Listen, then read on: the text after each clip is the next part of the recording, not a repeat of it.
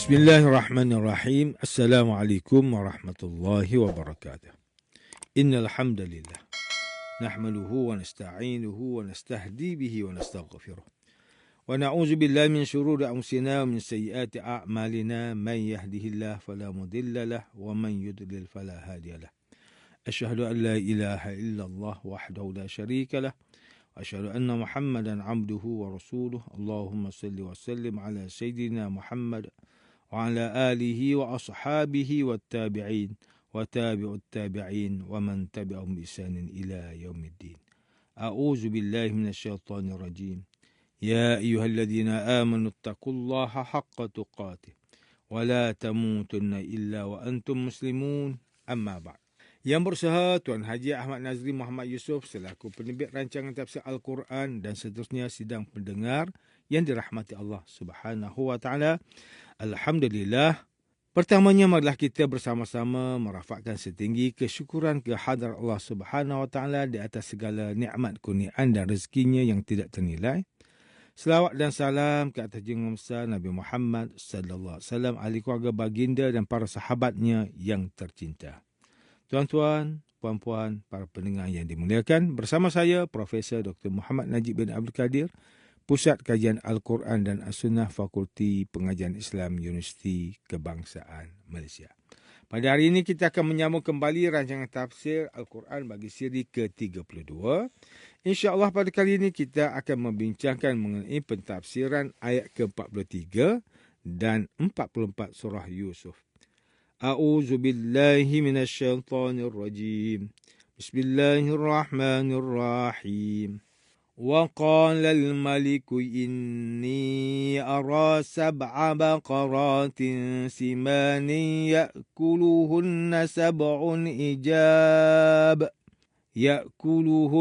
7 عجاف و7 سنبلات خضر وأخر يابسات يا أيها الملأ أفتوني في رؤياي إن كنتم للرؤيا تعبرون قالوا أضغاث أحلام وما نحن بتأويل الأحلام بعالمين. Dan raja berkata kepada para pembesar kaumnya, sesungguhnya aku bermimpi melihat 7 ekor lembu betina yang gemuk dimakan oleh 7 ekor lembu betina yang kurus, 7 tangkai gandum yang hijau dan 7 tangkai yang lainnya kering. Wahai pembesar, terangkanlah kepadaku tentang takwil mimpi itu jika kamu dapat mentakwilkan mimpi. Mereka menjawab, itu mimpi-mimpi yang kosong dan kami tidak mampu mentakwilkan mimpi itu. Sidang pendengar yang dirahmati Allah, Profesor Dr. Muhammad Quraish Shihab melalui kitabnya Tafsir Al-Misbah menyatakan bahawa tempoh Nabi Yusuf AS berada dalam tahanan tidak diketahui dengan pasti. Namun demikian, kita dapat berkata bahawa masa tahanannya tidak kurang dari 3 tahun. Pada masa penahanan itu, penguasa tunggal Mesir yang digelar raja oleh ayat ini bermimpi. Mimpinya diceritakan kepada para pemuka pemerintahannya serta agamawan dan cerdik pandai yang terkenal dan mengetahui tentang mimpi dan sihir. Kata Al-Malik, raja pada ayat ini dijadikan oleh sebahagian ulama sebagai salah satu bukti kemukjizatan Al-Quran dari segi pemberitaan perkara ghaib, atau lebih tepat sebagai bukti ketelitian Al-Quran dalam memilih kata-katanya. Gelaran yang diberikan oleh orang Mesir, demikian juga Al-Quran untuk ketua negara Mesir adalah Fir'aun, seperti ketua negara Mesir pada masa Nabi Musa AS. Tetapi di sini gelaran tersebut adalah raja kerana penguasa tertinggi ketika itu bukan orang Mesir asli. Boleh jadi penggunaan kata Al-Malik di sini untuk mengisyaratkan bahawa ketua negara Mesir pada masa Nabi Yusuf AS tidak berlaku sewenang-wenangnya. Ini antara lain terbukti dengan keupayaannya melakukan penyelidikan atas kes Nabi Yusuf memberi kebebasan beragama kepada masyarakatnya, memberikan jawatan penting kepada yang berlainan agama dengannya, bahkan mengangkat Nabi Yusuf sebagai Menteri Al-Aziz yang bertanggungjawab tentang perbendaharaan negara dan logistik. Profesor Dr. Muhammad Quraish Shihab menjelaskan bahawa perkataan Al-Maliku Ara yang digunakan raja itu untuk menjelaskan mimpinya berbentuk kata kerja masa kini. Walaupun mimpi tersebut telah dilihatnya, ini untuk mengisyaratkan bahawa mimpi tersebut masih terus segar dalam ingatannya, seakan-akan kini masih dilihatnya. Kata ijaf adalah bentuk jamak dari kata ajfa yang terambil dari kata al-ajfu, iaitu yang lemah dan yang sangat kurus. Kata sumbulatin adalah bentuk jamak dari kata sumbulah, tetapi bentuk jamak yang digunakan itu adalah yang menggambarkan sesuatu yang sedikit atau yang diistilahkan oleh pakar bahasa dalam jamak qillah, iaitu bentuk jamak yang menunjukkan sedikit. Ini berbeza dengan bentuk jamak yang digunakan dalam surah Al-Baqarah ayat ke-261, iaitu sanabil. Ketika menguraikan tentang melipat gandakan ganjaran, penggunaan bentuk jamak di sana adalah jamak kasrah yang menunjukkan maksud banyak bagi menggambarkan terlalu banyak pelipat gandaan itu. Ayat ini tidak menyebut angka ketika berbicara tentang tangkai-tangkai kering. Ramai ulama memahaminya dalam maksud 7 bahawa angka itu disebut di sini kerana angka serupa telah disebutkan sebelumnya ketika berbicara tentang lembu. Profesor Dr. Muhammad Quraish Shihab turut menjelaskan kata adghasu ahlam diambil daripada kata dighs, iaitu himpunan dari sekian banyak dahan dan ranting kering tumbuh-tumbuhan yang berbeza. Kata ahlam adalah bentuk jamak dari kata hilm ataupun hulum yang bermaksud mimpi. Biasanya ia digunakan untuk mimpi yang tidak benar. Pembesar masyarakat pada masa raja itu menilai mimpi yang dilihat raja itu sebagai sesuatu yang menyerupai sebuah himpunan cerita yang sukar untuk dipisahkan dan dibezakan sehingga tidak dapat diketahui hakikatnya. Menurut ulama, walaupun raja hanya bermimpi sekali, tetapi kerana sukar dan mimpi itu mengganggu fikirannya, maka mereka menunjukkan dengan bentuk jamak adghasu ahlam. Pendapat lain menyatakan bahawa dia bermimpi lebih dari sekali. Memang tidak pelik apabila seseorang bermimpi beberapa kali dalam satu malam. Yakni setiap kali dia terbangun dan tidur lagi, dia akan memimpikan sesuatu yang berbeza. Mimpi-mimpi itu boleh jadi mempunyai hubungan antara satu dengan yang lain sehingga menjadi sangat sukar untuk ditakwilkan. Profesor Dr. Muhammad Quraish Shihab menyatakan, jawapan pakar yang dikumpulkan oleh raja boleh membawa maksud kami tidak mengetahui banyak mimpi yang bercampur bau dalam semalam, atau kami tidak akan mengetahui makna semua jenis mimpi yang dimimpikan seseorang. Kami hanya tahu mimpi-mimpi tertentu, yakni mimpi yang benar dan yang memang mengandungi pesan tertentu. Ayat ini mengisyaratkan kebiasaan masyarakat pada masa Mesir kuno yang sangat suka mentakwilkan mimpi. Demikian juga astrologi dalam kehidupan mereka, lebih-lebih lagi dalam hal yang penting. Kononnya mereka menilai pentakwilan mimpi sebagai satu ilmu yang mempunyai kaedah tertentu. Atas dasar itu pula kita dapat berkata bahawa mukjizat Nabi Yusuf AS adalah kemampuan beliau mentakwilkan mimpi sejalan dengan perhatian pembesar masyarakat dan masyarakat umum masa itu. Fenomena mimpi dan hakikatnya sampai kini masih menjadi bahan perselisihan dan kajian para ilmuwan.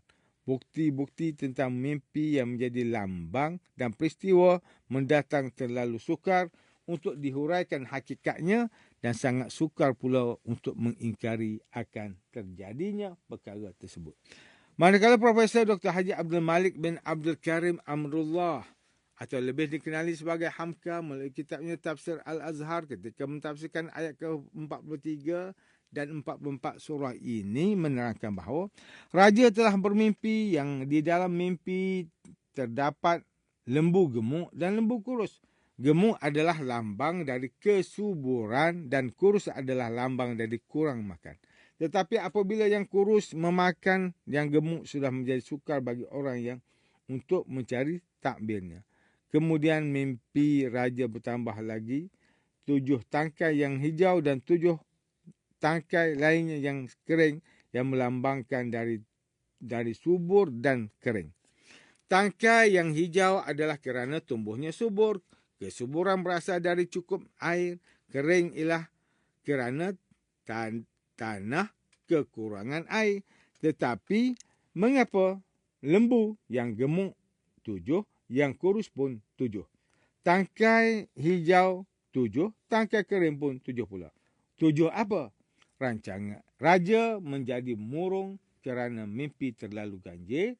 Lalu baginda panggil orang besar-besar kerajaan, ahli pentadbir mimpi, dan baginda berkata, wahai sekalian orang besar, berilah aku fatwa tentang mimpiku itu, supaya keraguan dan kekacauan fikiranku hilang.